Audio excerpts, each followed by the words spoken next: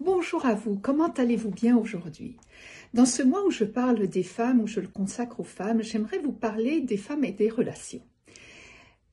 Pour vous donner un exemple, dans ma clientèle, j'ai au moins 80% de personnes qui sont des femmes, qui font des demandes. Alors évidemment, dans ces 80%, toutes ne parlent pas de leurs relations. Il peut y avoir plein d'autres choses.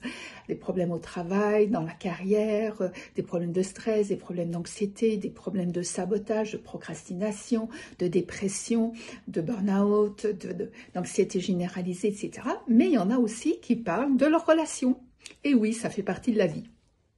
Et j'aimerais pouvoir juste un peu démystifier quelque chose.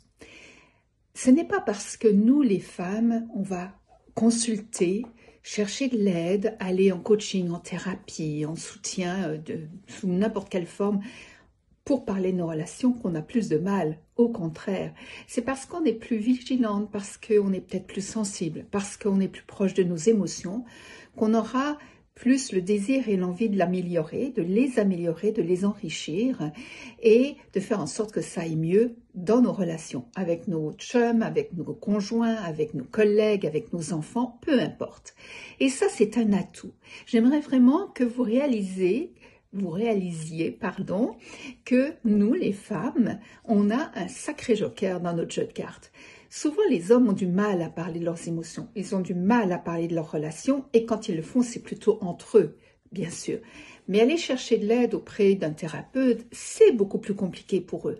Et souvent, j'ai des femmes qui consultent pour leur couple, mais monsieur ne veut pas s'impliquer dans la thérapie.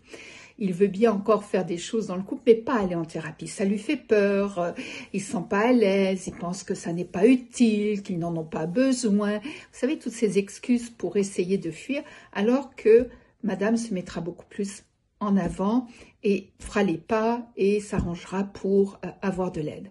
Donc, j'aimerais juste le faire remarquer pour que vous sentiez qu'on a des atouts, qu'on a une force, et qu'elle est présente. Et ça, c'est un bon point. Il ne faut pas le voir comme « Oh, nous les femmes, on a toujours des problèmes de relations », mais au contraire, nous les femmes, on est suffisamment matures, responsables, sensibles, peu importe, pour affronter et chercher des solutions.